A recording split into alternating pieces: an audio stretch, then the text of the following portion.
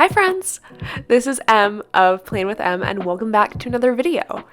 Today is a very special collab with Knit Plan Jess, and it is a long collab in the sense of I think we'll be doing this until the end of the year.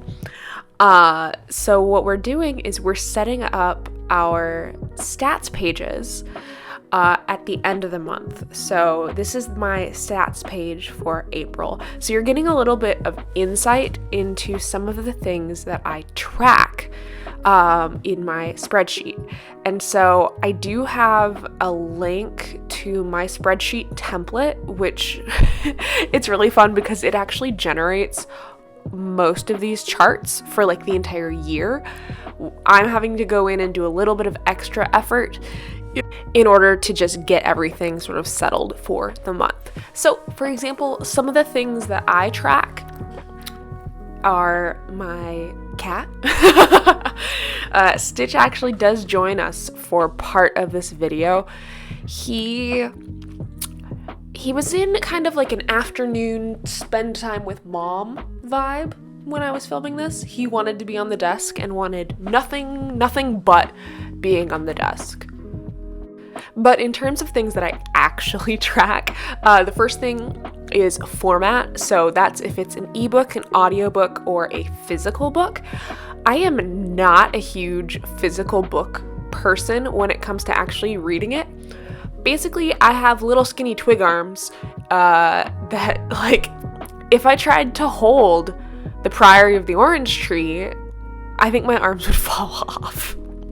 Meanwhile, Gil, on the other hand, all physical books. He only does physical books. So it's to each its own. And to anyone who says that audiobooks are not reading, why is there book in the title? It's an audio book.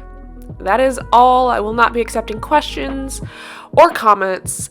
Thank you very much. So I also track my genres. So I kind of break it down into like the main genres. So like, for example, contemporary can also, I sort of lump women's fiction under that, where it's like, it's not romance, but it's not like historical fiction or literary fiction or anything like that. I do also keep mystery and thriller separate. Although usually I'll lump in suspense with thriller just because they're so close. They're so close to each other. Some things that I track that are not in this stats page are I track the gender of the author. I also track the audience that it's intended for. So that would be like adult, young adult, new adult, or middle grade. That's about as young as I read. You can see here Stitch he loves the ribbons on the Archer and Olive notebooks. He constantly is just like trying to eat them. He looks so small because half of him is out of frame. I did sketch this out in advance because it's my first time in a while making a stats page. You can see, like, as I'm making it, that not everything went where I thought it was gonna go or how I thought it was gonna go, and that's fine. That's what erasers are for. You'll also see the pink towel on my head and the bathrobe that I'm wearing as I made this, because I had just gotten out of the shower and it's just the perfect time to film. Gil was out with a migraine and it's just the house was quiet until, Stitch showed up, but, whatever. The other things on the right-hand side of the page, you'll see those sort of get filled in soon, are if the author is BIPOC, so Black, Indigenous, or person of color. This is for just sort of like accountability on my end. You can see that this month I did not read nearly enough BIPOC authors, which would explain why I didn't have that many books this month that I was like, wow, these books are so great, because I usually find that books written by BIPOC authors are better than books written by white authors. Just saying. I also track if the books have LGBTQIA plus rep in them, as well as disability or neurodivergence rep. So those two were both at 10 out of 28 books this month, which is low. But both of them were higher than the BIPOC. Also, to, I would say no one's surprise, my most read genre is romance, followed by this month, contemporary, and then thriller. Those were my top. I think the big part of it, is just that the fantasy and sci-fi books that I read are longer, so I read less of them. Because the time that it takes me to read one fantasy book, I can usually read 5 romances, because romances, generally for me, are a way for me to turn my brain off. I don't really have to think. I know, Susan, you're the villain of this romance, sort of thing. But that isn't to say that I don't love them, because clearly all I'm reading is them. I know this month, if you watched my recap video, my May setup, in which I recap my April reading, you'll know that I got on the Melissa Grace train, so I read 3 of her 4 books this month, which are absolutely fantastic. Unfortunately, by the time this video goes live, you won't be able to come to the chat that we're having with Melissa Grace, because it will have happened 3 hours ago. But keep an eye out on my Instagram page, or join our Discord, or sign up for our newsletter, or do all of those things to stay in the know of what the Joyful Chaos Book Club is reading. Oh my goodness! Another very scary stat has to do with my NetGalley. Essentially, I receive more books than I review. And that is a problem for my NetGalley ratio. I am only behind on one title, and it's a big fantasy book that I'm scared of reading. And I have the audio for it, I have the NetGalley for it, and I have a physical copy of it. So it's not that I don't have the book, it's just that I'm scared to read it.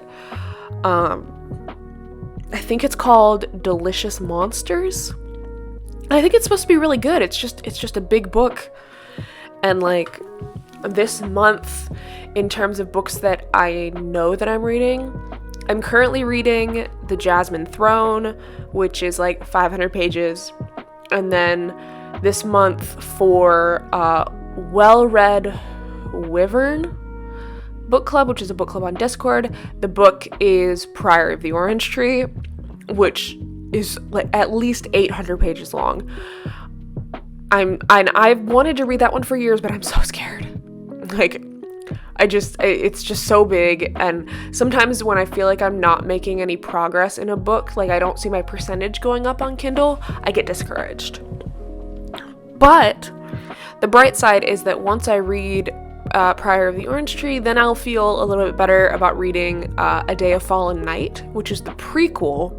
Even though I could read the prequel first, part of me is okay, let's stick with publication order for this one. So those are those books. In terms of other book club books, I know that we're doing the new Martha Waters book. I don't remember what it's called. I haven't read it, and I'm not going to read it. But my co-host Shelby loves historical fiction. She loves Martha Waters, so she set up a chat with her.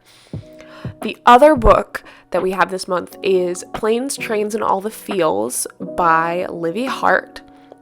We have a guest host for that one, Jocelyn, because I will be really tired from a week of travel.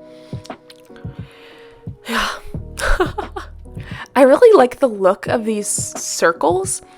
The only issue that I have is that I wish that I could have done it, and I don't think there's any way to have actually done it the way I want it to be, where I was like, oh, I want it to match my theme perfectly.